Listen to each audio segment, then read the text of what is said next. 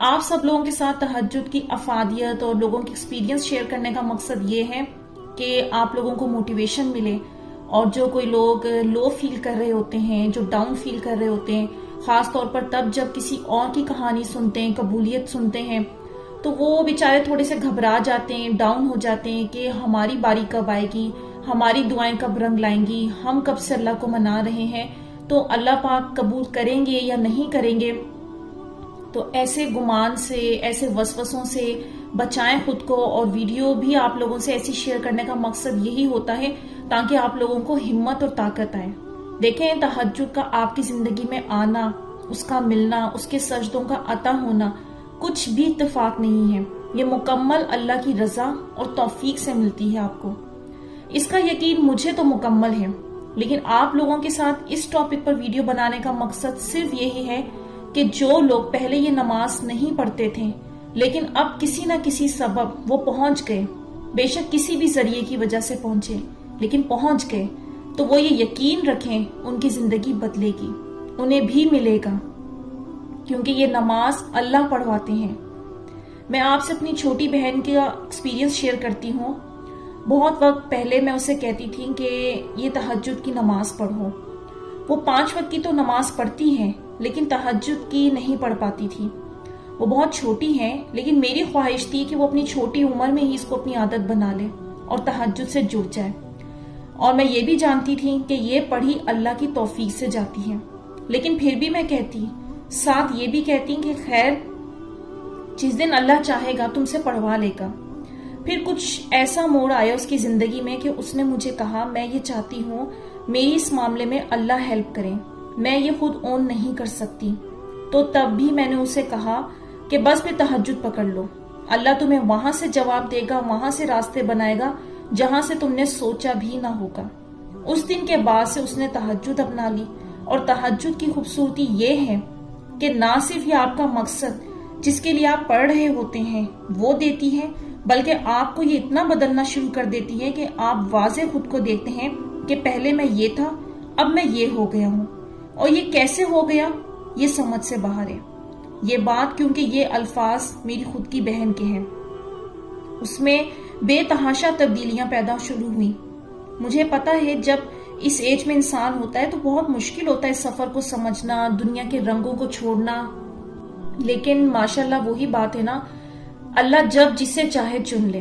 اس میں اللہ کا خوف پیدا ہوا، دین کے بارے میں زیادہ سے زیادہ جاننے کی جستجو پیدا ہوئی۔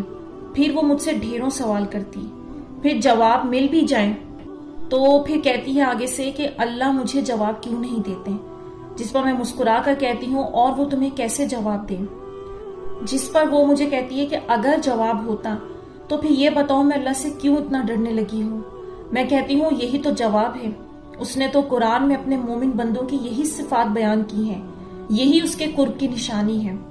ہاں، اگر جب انسان اللہ کا ذکر کرے اور سامنے والے پر اس کا کوئی اثر نہ ہو تو فکر کی بات ہے، مطلب اللہ نے ایک طرح سے اسے چھوڑ دیا ہے، جو اس کا دل سیاہ ہو گیا ہے، جس پر اثر ہی کچھ نہیں ہوتا۔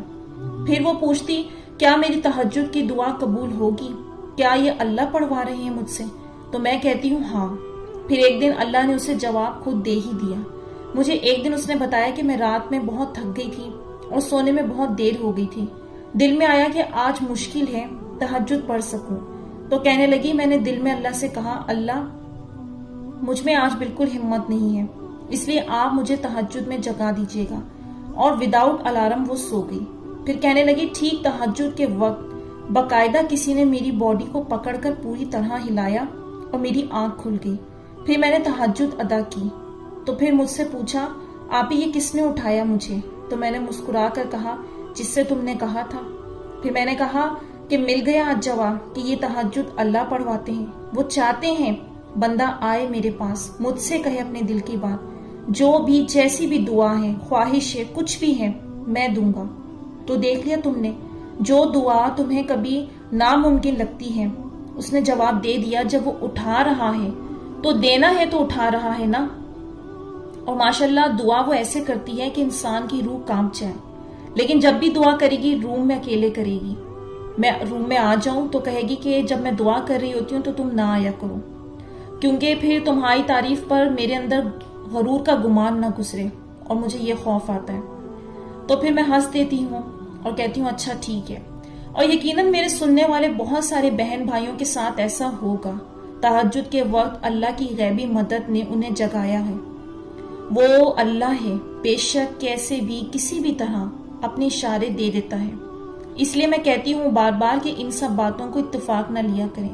یہ پوسٹ ویڈیو سب اللہ کے حکم سے ہم تک پہنچ رہی ہیں۔ شیطان پوری کوشش کرتا ہے کہ دل میں وسوسے ڈال کر کہ ایسی پوسٹ تو چلتی رہتی ہیں، بس یہ تم سوچ رہے تھے تو اس لیے اتفاق سے سامنے آ گئی، حالانکہ اتفاق جیسی کوئی چیز نہیں ہوتی۔ اللہ نے جب کہا ہے یہ قبولیت کی گھڑی ہے تو شک کیسا؟ ہم لوگوں کو جب بھی رہنمائی لینی ہوگی کسی بھی معاملے کی تو کیا راستہ ہے؟ قرآن اور حدیث، جس میں کوئی شک کی گنجائش نہیں ہے۔ اور تہجد کی نماز کا ذکر ہمیں ان دونوں جگہوں پر ملتا ہے۔ ایک سسٹر نے بھی مجھ سے ذکر کیا اپنی تہجد کی دعا کی قبولیت کا کہ کیسے قبول ہوئی۔ انہوں نے دعا کا تو نہیں بتایا، لیکن اس خوبصورتی سے انہوں نے اپنی قبولیت کے لیے الفاظ استعمال کیے۔ الحمدللہ میں بہت خوش ہوں کہ اللہ نے میری تہجد میں مانگی جانے والی دعا قبول کر لی ہے۔ صرف ایک ہفتے میں میری دعا ایسے قبول ہوئی کہ میں حیران رہ گئی۔ میرا اللہ سے رشتہ اور مضبوط ہو گیا۔ مجھے اس بات کا یقین اور پختہ ہو گیا کہ اللہ میری باتیں، میری دعائیں سن رہا ہے اور دعا قبول کر کے میری دعا پر کن کہہ دیا ہے۔ اس نے مجھے ساری دنیا سے مایوس ہونے کے بعد اس بات کا یقین دلوایا کہ صرف میں تمہارا ہوں، میں ہی آزمائش کا اختتام خوشیوں پر کرنے پر قادر ہوں۔ میں اپنے بندوں کی شہ رگ سے قریب ہوں، میں انہیں تھام لیتا ہوں۔ میں اپنے بندوں کو 70 ماؤں سے زیادہ محبت کرنے والا ہوں، تو مایوس کیسے کر سکتا ہوں؟ پر میرا بندہ ہار نہ مانے، مجھ سے غافل نہ ہو۔ میں وہاں سے عطا کرتا ہوں جہاں سے گمان بھی نہ ہو۔ بے شک الحمدللہ اللہ نے اپنی اس گناہ گار کو کن کی آس پر بے حد قریب کر لیا اور ایک دعا پر کن بھی کہہ دیا الحمدللہ۔ بس آپ سب بھی اللہ کی محبت میں رنگ جائیں، اللہ ہم سب سے راضی ہو جائے، آمین۔ ماشاءاللہ کس قدر خوبصورتی سے انہوں نے اپنی دعا کی کیفیت بیان کی کہ سننے والے کے دل میں حوصلہ پیدا ہو جاتا ہے۔ اور آپ لوگوں سے سب سے شیئر کرنے کا مقصد صرف اور صرف یہی ہے کہ آپ لوگ ہمت نہ ہاریں، وسوسوں میں نہ آئیں، دوسروں کی قبولیت کا سن کر اداس نہ ہوں کہ ہماری کب ہوں گی، ہماری تو سن ہی نہیں رہا۔ ایسا نہیں ہے، اللہ سب کا مالک ہے، اسے سب کی فکر ہے۔ آپ کا بھی وقت مقرر ہے، اس نے آپ کی زندگی میں پہلے بھی تو بنا مانگے بہت کچھ عطا کیا، اور اب تو دعا کا خیال باقاعدہ دل میں ڈالا ہے، خواہش جگائی ہے، تڑپ دی ہے، جس نے آپ کو اللہ سے جوڑ دیا۔ لوگ ہمیں توڑتے ہیں اتنا کہ ہم ٹوٹ کر ذرہ بن جاتے ہیں، پھر اللہ ہی ہے نا جو جوڑتا ہے، اور نہ صرف جوڑتا ہے بلکہ ہمیں نکالنے کے لیے راستے بناتا ہے، اسباب پیدا کرتا ہے، وسیلے بناتا ہے، اور پھر اس ٹوٹنے کے بعد وہ ایسا ہمیں نئے سرے سے طاقتور بناتا ہے کہ پھر یہ دنیا کی نفسانی خواہش نہیں توڑتی ہمیں۔ وجہ کیا ہے؟ وہ ایمان کا نور عطا کرتا ہے، جو یقین جانیے ٹوٹنے کے بعد جب اللہ سے جڑتے ہیں نا، وہ تب ہی ملتا ہے۔ تو اپنی دعاؤں پر قائم رہیں اور اللہ سے امید پر قائم رہیں۔ انشاءاللہ آپ کا وقت بھی مقرر ہے، اور جو کچھ آپ لوگ مانگ رہے ہیں وہ آپ سب کو بھی ملے گا۔